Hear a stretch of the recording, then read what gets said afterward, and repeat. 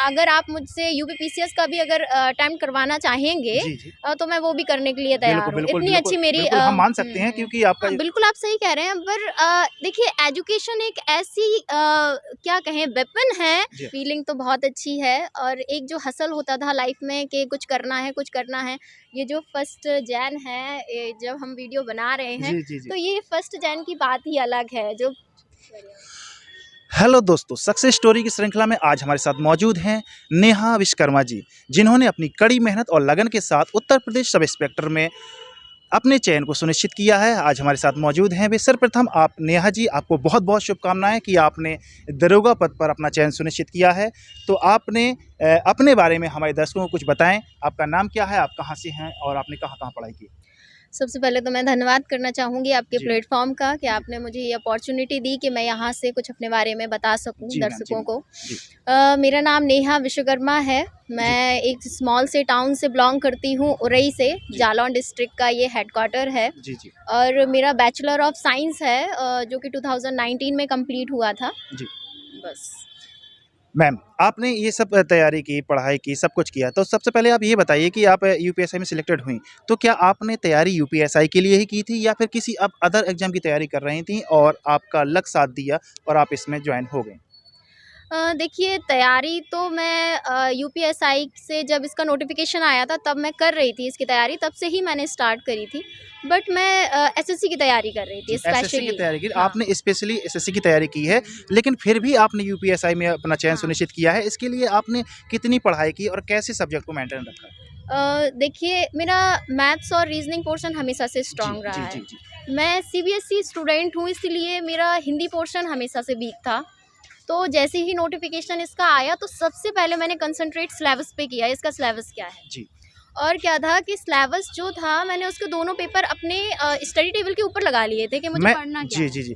जैसे कि ये ठीक है, आपने मैं ये आपसे ये पूछना चाहता हूँ, आपने कितनी पढ़ाई की और अच्छा। किस-किस सब्जेक्ट को कितना समय दिया होगा लगभग? क्योंकि आप देखो यूपीएसआई के लिए तो प्रिपरेशन नहीं कर रही थी, हुँ। आप एसएससी के थ्रू कर रही थी, हुँ। लेकिन आपने सिलेक्शन यूपीएसआई में हुँ, लिया। हुँ। तो मैं ये बताना चाहूँगा, जो लोग एसएससी की तैयारी कर रहे हैं और अन्य एग्ज़ाम में पेपर देना चाहते हैं, वो किस तरीके से अपने आप को मेंटेन रखें?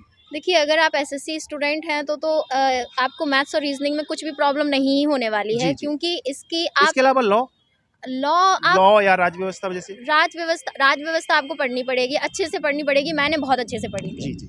मैंने 3 महीने राज व्यवस्था इतनी अच्छे से पढ़ी है। इवन अगर आप मुझसे यूपीपीसीएस का भी अगर अटेम्प्ट करवाना चाहेंगे जी, जी। तो मैं वो भी करने के लिए बिल्कुल, तैयार हूँ। बिल्कुल, इतनी बिल्कुल, अच्छी मेरी बिल्कुल हम मान सकते हैं क्योंकि आपका जो सिलेक्शन हुआ है, हुँ। नॉर्मली लोगों को सिलेक्शन नहीं होता है, जो लोग कड़ी मेहनत करते हैं, पढ़ाई करते हैं, उन्हीं लोगों का सिलेक्शन होता है।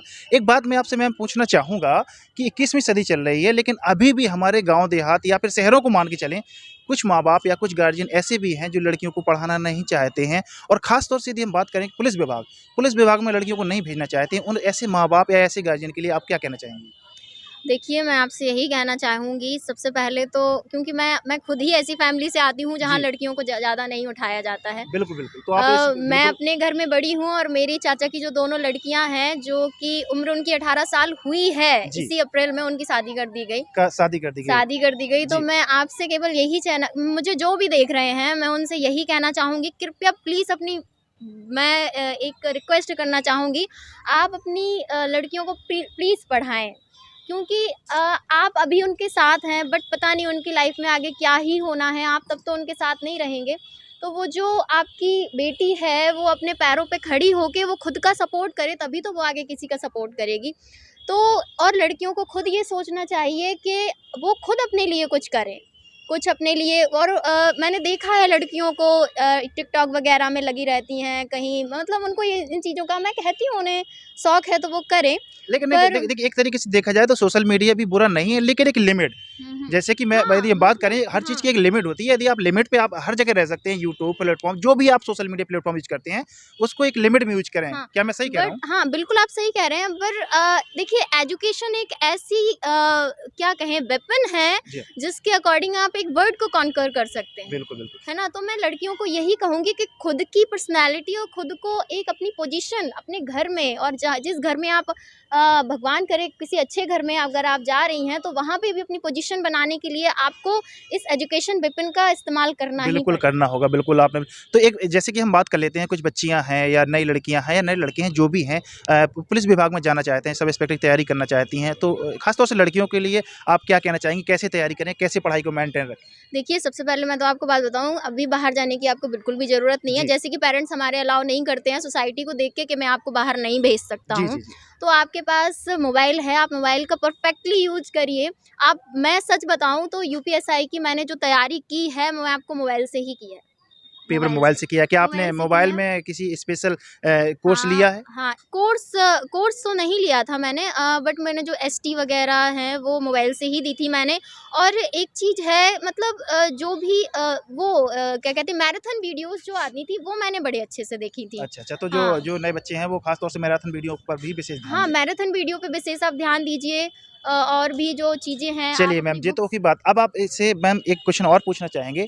मान के चलिए अब मैम आप ये यूपीएसआई में सब इंस्पेक्टर मतलब दरोगा बनने जा रहे हैं, तो कैसा लग रहा है आपको? कैसा फ़ील हो रहा है आपको में? फ़ील क्या तो चेंजमेंट आए हैं शुरुआत से अब तक? फीलिंग तो बहुत अच्छी है और एक जो हसल होता था लाइफ में कि कुछ करना है, कुछ करना है। ये जो फर्स्ट जैन है जब हम वीडियो बना रहे हैं, जी, जी, जी। तो ये फर्स्ट जैन की बात ही अलग है। जो तो पिछली जो निश्चित ही आपको बहुत ही अच्छा फ़ील हाँ, हो रहा बहुत होगा। अच्छा फ़ील हो रहा है। जो पिछली जितनी भी ये और फर्स्ट एक चलिए आप देख लेते हैं आपके माता-पिता जी आप क्या फ़ील करते हैं आपके समाज में और आपके घर आस-पास कैसा फ़ीलिंग का माहौल है? कैसा लग रहा होगा उनको? कैसा फ़ील कर मेरे रहे होंगे? जो फ़ादर हैं वो तो बहुत प्राउड फ़ील कर रहे हैं बिल्कुल, और बिल्कुल। मेरी मम्मी भी उनसे ज़्यादा प्राउड फ़ील कर रही हैं बिल्कुल, क्योंकि क्यों वो नहीं एक करेंगे? हाँ, हाउसवाइफ़ हैं जी। और उन्हें हमेशा से रहा है कि जो मैं नहीं कर सकी वो मेरी बच्ची करके दिखाए।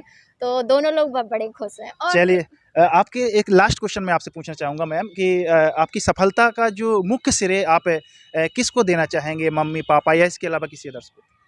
मैं स्पेशली अपनी मदर को इसका श्रेय देना चाहूँगी जी, क्योंकि जब मेरी लाइफ में जब ड्रॉबैक आता था या जी। फिर मैं किसी भी पेपर में असफल होती थी तो मैं रोती बहुत थी, मैं इमोशनल बहुत थी। मतलब आप भी रोती थी। हाँ। तो दोस्तों बिल्कुल भी आप निश्चिंत रहें, जो हताश हो रहे हैं, जो रो रहे हैं, गिर रहे हैं, उठ रहे हैं, आप कंटिन्यू लगे रहें, आपको सफलता एक दिन देखिए, ज़रूर मैं एक मिलेगी। चीज़ जी कहना मैम। जी, चाहूँगी जी, जी। कि आप रोइए, ठीक है, एक जी। दिन आप रिग्रेट करिए पर दूसरे दिन आपको फिर खड़ा हो जाना है, बिल्कुल, बिल्कुल। ठीक है? और आप अपने नज़दीक 1-2 दोस्त कुछ ऐसे रखिए, बिल्कुल। जो आपको फिर से ये कॉन्फिडेंस दिला सके कि नहीं, तुम कर लोगे, तुम में वो चीज़ है जो जस्ट मुझे डू इट। महसूस होती है कि तुम कर लोगे। तुम कर लोगे, बिल्कुल। यस।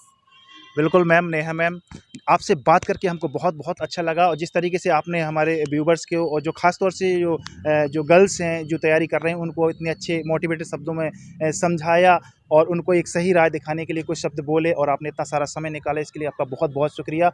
हमारा चैनल और हमारे व्यूवर आपके आभारी रहेंगे। दोस्तों, अभी हमारे साथ मौजूद थी नेहा विश्वकर्मा जी, जिन्होंने अपने एक्सपीरियंस को साझा किया है और यदि आपने अभी भी हमारे चैनल को सब्सक्राइब नहीं किया है, तो सब्सक्राइब कर लीजिए और हम मिलते हैं ऐसी सक्सेस स्टोरी के साथ न्यू वीडियो में। तब तक के लिए आपका बहुत-बहुत शुक्रिया और धन्यवाद। Thank you.